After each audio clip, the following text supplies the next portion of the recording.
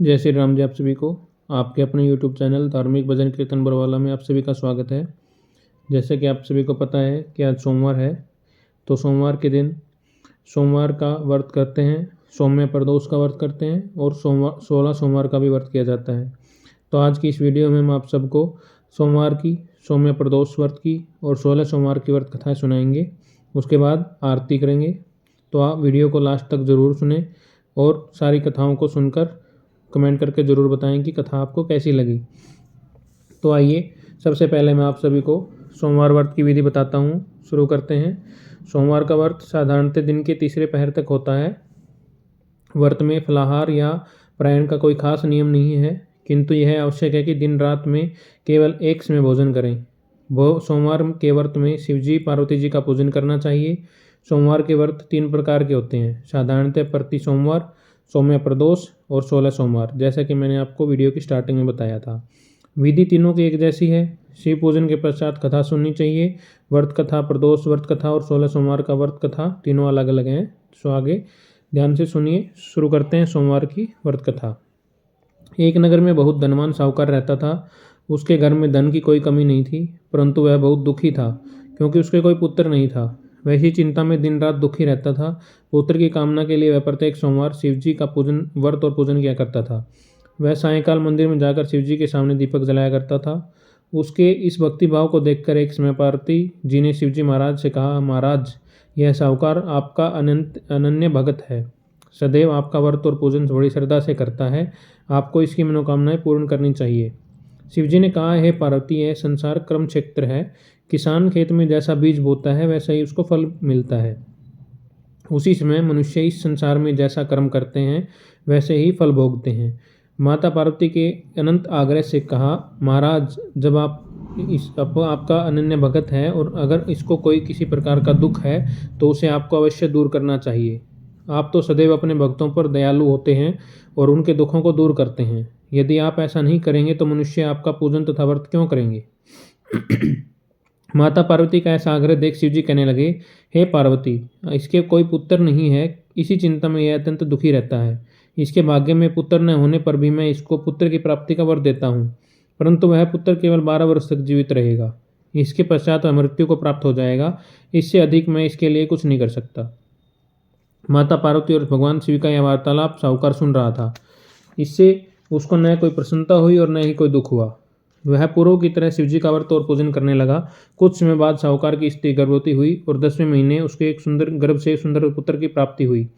साहूकार के घर में बहुत खुशियां मनाई गई, परंतु साहूकार तो यह जानता था कि उसकी केवल 12 वर्ष की आयु है, इसलिए उससे अधिक प्रसन्नता प्रकट नहीं की और न ही किसी को यह भेद बताया। जब वह बालक 12 वर्ष का हो गया तो बालक की माता 11 वर्ष का हो गया तो बालक की माता उसके पिता से उसके विवाह के लिए कहा। साहूकार ने कहा, अभी मैं इसका विवाह नहीं करूंगा, मैं अपने पुत्र को काशी जी पढ़ने के लिए भेजूंगा। साहूकार ने बालक के मामा को बुलाकर उसको बहुत सा धन देकर कहा, तुम इस बालक को काशी जी पढ़ने के लिए ले जाओ और रास्ते में जिस स्थान पर भी जाओ यज्ञ और ब्राह्मणों को भोजन कराते और दक्षिणा देते हुए जाना। दोनों मामा भांजे यज्ञ करते और ब्राह्मणों को भोजन कराते तथा दक्षिणा देते हुए काशी की ओर चल पड़े।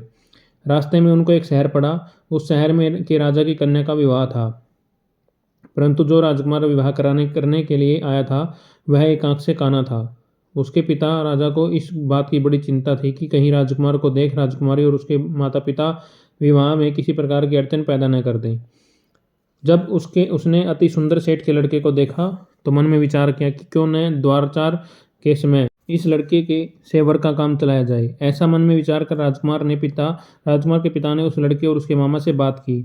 वे राजी हो गए। फिर उस साहूकार के लड़के को वर के कपड़े पहनाकर तथा घोड़ी पर बैठाकर कन्या के द्वार पर ले गई। तब सभी कार्य प्रसन्नता से पूर्ण हो गया। राजकुमार के पिता ने सोचा कि यदि विवाह कार्य भी इसी लड़के से करा लिया जाए तो क्या बुराई है। ऐसा विचार कर लड़के और उसके मामा से कहा, यदि आप फेरों और कन्यादान के काम को भी करा दें तो आपकी बड़ी कृपा होगी। मैं इसके बदले आपको बहुत सारा धन दूंगा। दोनों ने इससे सहर्ष स्वीकार कर लिया और विवाह कार्य भी बहुत अच्छी तरह से संपन्न हो गया। सेठ का पुत्र जिस समय जाने लगा तो उसने राजकुमारी की चुंदरी के पल्ले पर लिख दिया कि तेरा विवाह मेरे साथ हुआ है, परंतु जिस राजकुमार के साथ तुमको भेजेंगे वह एक आंख से काना है। मैं काशी जी पढ़ने के लिए जा रहा हूँ। सेठ के लड़के के जाने के पश्चात राजकुमारी ने जब अपनी चुंदरी पर ऐसा लिखा हुआ पाया तो उसने कान्हे राजकुमार के साथ जाने से मना कर दिया। उसने अपने माता पिता को सारी बातें बता दी और कहा कि यह मेरा पति नहीं है, मेरा विवाह इसके साथ नहीं हुआ है, जिसके साथ मेरा विवाह हुआ है वह तो काशी जी पढ़ने गया हुआ है। राजकुमारी के माता पिता ने अपनी कन्या को विदा नहीं किया और बारात वापस चली गई। उधर सेठ का लड़का और उसके मामा काशी जी पहुंच गए। वहां जाकर उन्होंने यज्ञ करना और लड़के से ने पढ़ना शुरू कर दिया। जिस दिन लड़के की आयु 12 साल की हुई उस दिन उन्होंने यज्ञ रचा रखा था।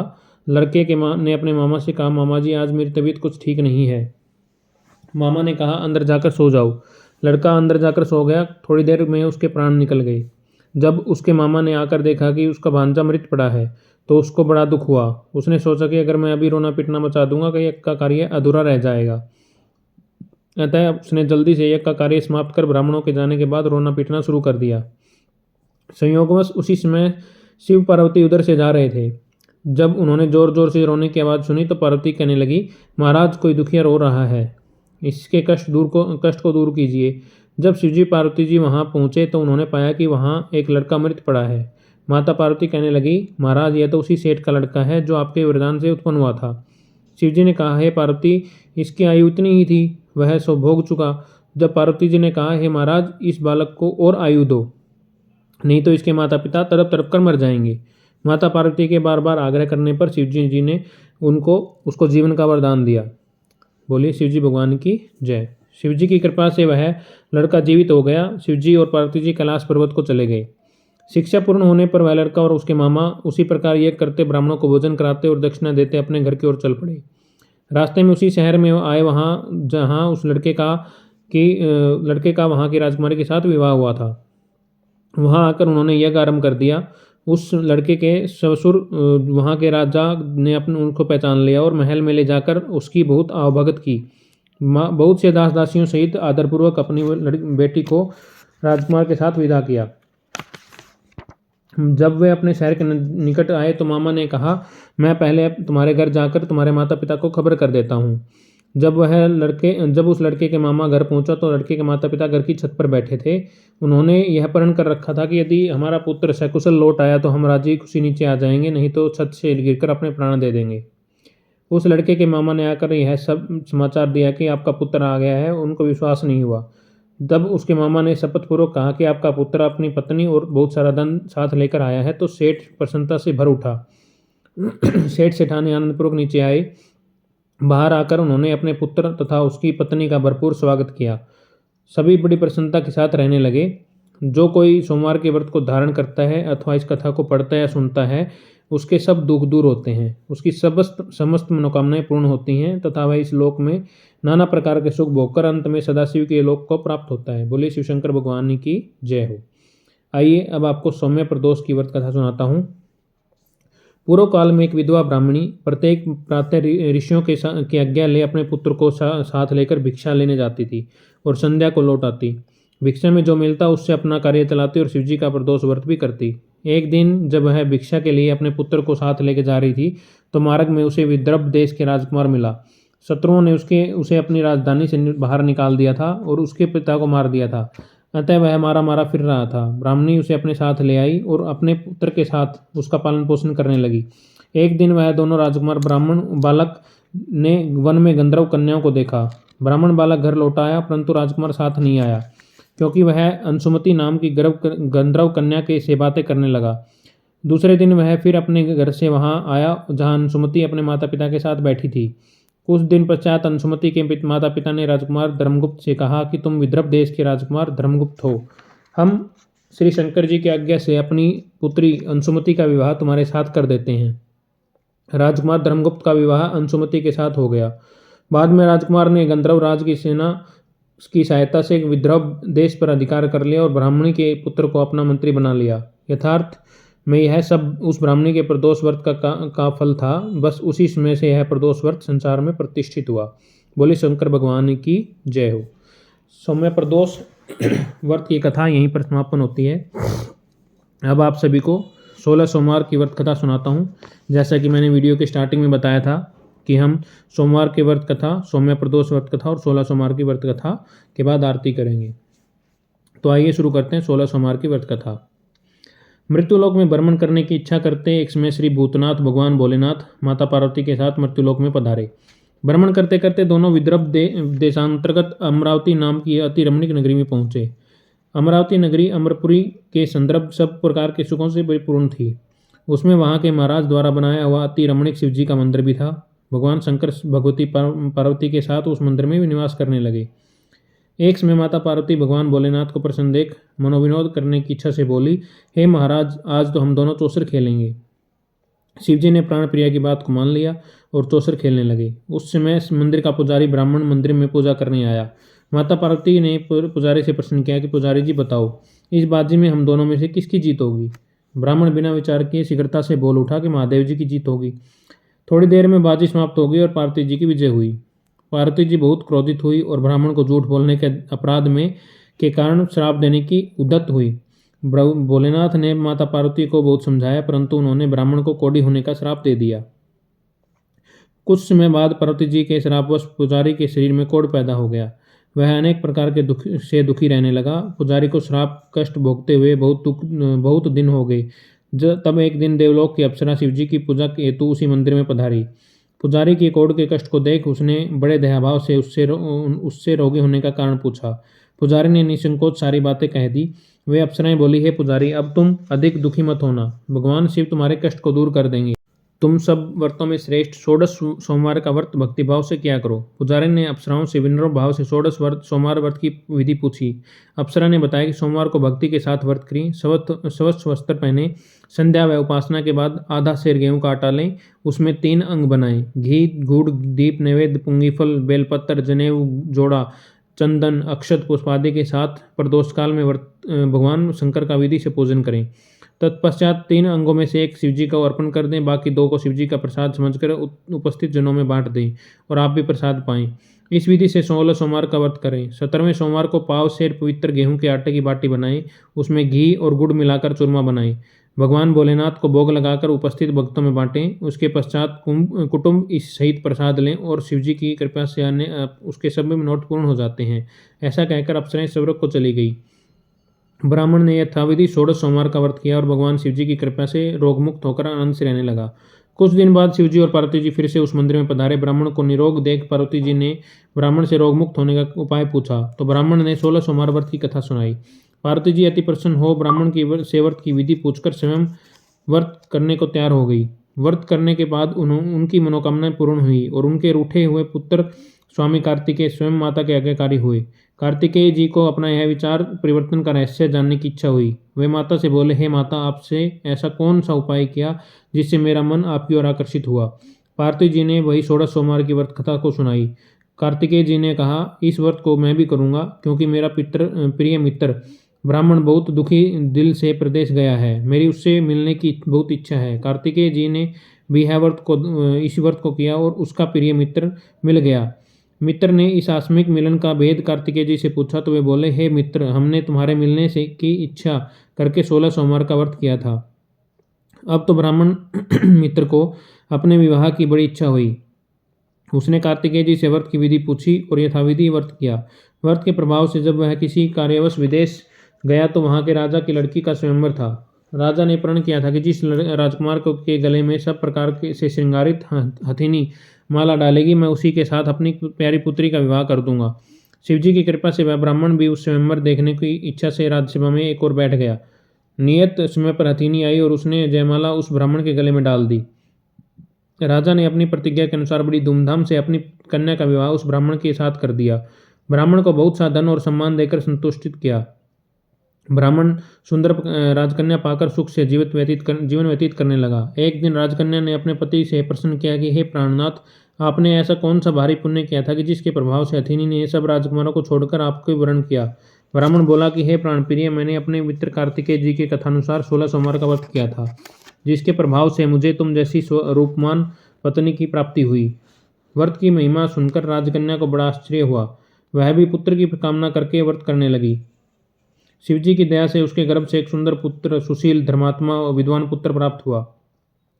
माता पिता दोनों उस देवपुत्र को पाकर अत्यंत प्रसन्न हुए और उसका लालन पालन भली प्रकार से करने लगे। जब पुत्र समझदार हुआ तो एक दिन उसने अपनी माता से प्रश्न किया कि हे माता, तुम कौन सा व्रत एवं तप किया जो मेरे जैसा पुत्र तुम्हारे गर्भ से उत्पन्न हुआ। माता ने 16 सोमवार व्रत की कथा पुत्र को बताई। पुत्र ने जब सब तरह से मनोरथ पूर्ण करने वाले सरल व्रत को सुना तो वह भी राज्याधिकार पाने की इच्छा से हर सोमवार को यथाविधि वह व्रत करने लगा। व्रत शुरू होने के बाद उस देश के वृद्ध राजा के ने दूतों ने आकर उसको राजकन्या के लिए वर्ण किया। राजा ने अपनी पुत्री का विवाह ऐसे सर्वगुण संपन्न ब्राह्मण युवक के साथ करके बड़े सुख प्राप्त किया। वृद्ध राजा ने के दिवंगत हो जाने के बाद इसी ब्राह्मण युवक को सिंहासन पर बैठाया गया, क्योंकि दिवंगत राजा के कोई पुत्र नहीं था। राज्य का उत्तराधिकारी होकर भी वह ब्राह्मण पुत्र 16 सोमवार का व्रत करता रहा। जब 17वां सोमवार आया तो विप्र पुत्र ने अपनी प्रियतमा से पूजन सामग्री लेकर शिव पूजा के लिए शिवालय में चलने को कहा, परंतु उसकी पत्नी ने उसकी आज्ञा की परवाह नहीं की। दास दासियों द्वारा सब सामग्रियां शिवालय भिजवा दी, परंतु आप नहीं गई। जब राजा ने शिवजी का व्रत पूजन समाप्त किया तब आकाशवाणी हुई, हे राजा, अपनी इस रानी को राजमहल से निकाल दे, नहीं तो यह तेरा सर्वनाश कर देगी।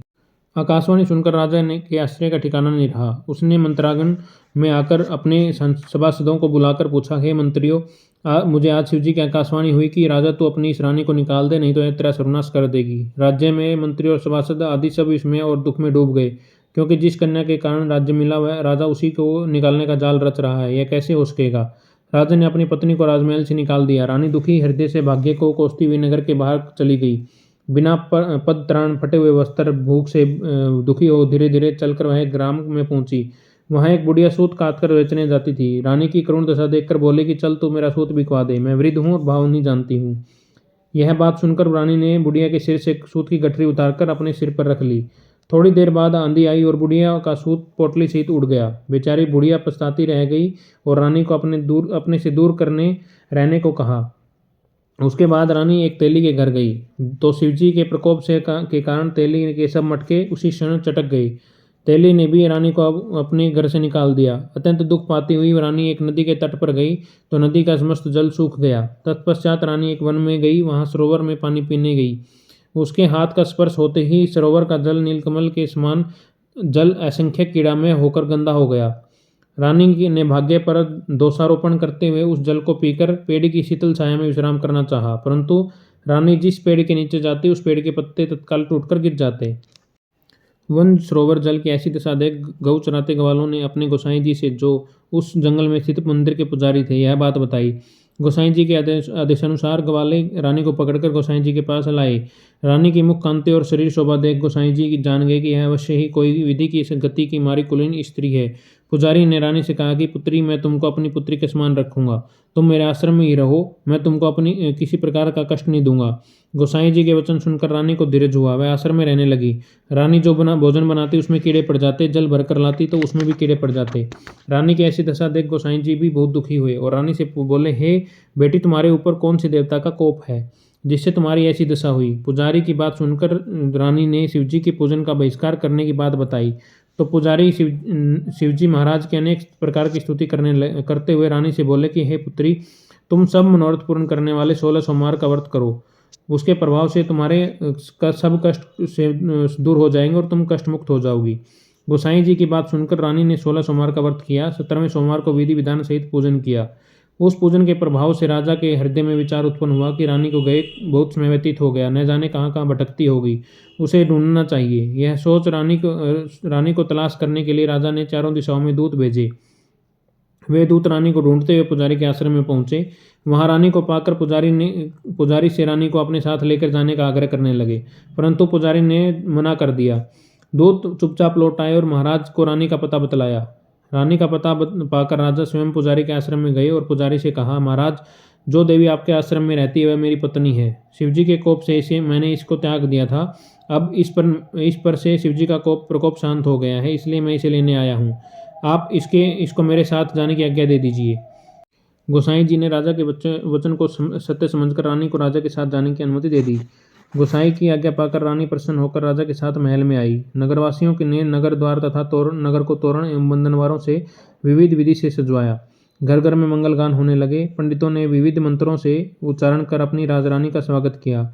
ऐसी अवस्था में रानी ने तुरंत पुनः अपनी राजधानी में प्रवेश किया। महाराज ने ब्राह्मणों को अनेक तरह से दान आदि देकर संतुष्ट किया। याचकों को धन धान्य दिया। नगरी में स्थान स्थान पर सदाव्रत खुलवाए जहाँ भूखों को भोजन मिलता था।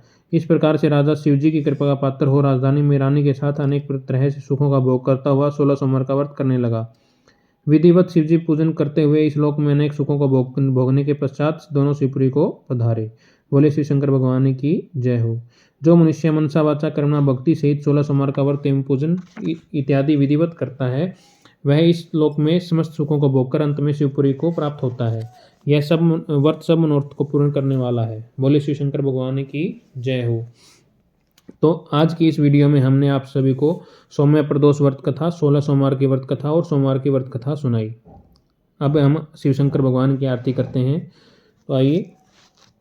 ओम जय शिव ओमकारा स्वामी जय शिव ओमकारा ब्रह्मा विष्णु सदा शिव अर्धांगिरीधारा। ओम जय शिव ओमकारा एकानन चतुरानन पंचानन राजे स्वामी पंचानन राजे हंसानन गरुड़ासन वृषवाहन साजे। ओम जय शिव ओमकारा दो भुज चार चतुर्भुज 10 भुज ते सोहे स्वामी 10 भुज ते सोहे तीनों रूप निरखता त्रिभुवन मन मोहे। ओम जय शिव ओमकारा स्वामी जय शिव ओमकारा अक्षमाला वनमाला मुंडमाला धारी स्वामी मुंडमाला धारी त्रिपुरारी कंसारी करमाला धारी। ओम जय शिव ओमकारा श्वेतांबर पीतांबर बागंबर अंगे स्वामी बागंबर अंगे सनकादिक ब्रह्मादिक भूतादिक संगे। ओम जय शिव ओमकारा स्वामी जय शिव ओमकारा कर में श्रेष्ठ कमंडल चक्र त्रिशूल धरता स्वामी चक्र त्रिशूल धरता जग करता जग हरता जग पालन करता। ओम जय शिव ओमकारा स्वामी जय शिव ओमकारा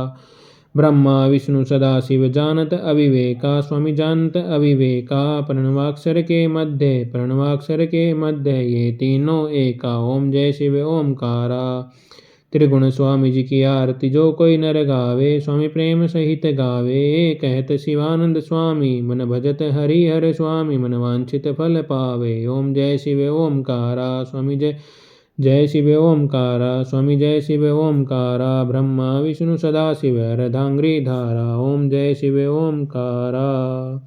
बोले शिव शंकर भगवान की जय हो। आज की 16 सोमवार की व्रत कथा, सोमवार व्रत कथा और सौम्य प्रदोष व्रत कथा आरती सहित यहीं पर समाप्त होती है। आप सभी को कथा कैसी लगी कमेंट करके ज़रूर हमें बताएं। अगर कुछ गलती त्रुटि हुई है हमारी इस वीडियो में तो हमें कमेंट करके ज़रूर बताएं ताकि हम आगे की वीडियो में हम इस गलती को सुधार सकें। धन्यवाद। आप सभी को ऐसी धार्मिक कथाएं भजन सुनने के लिए हमारे YouTube चैनल धार्मिक भजन कीर्तन बरवाला को लाइक करें, सब्सक्राइब करें और आगे शेयर करें। भगवान भोलेनाथ आप सभी पर अपनी कृपा बनाए रखें।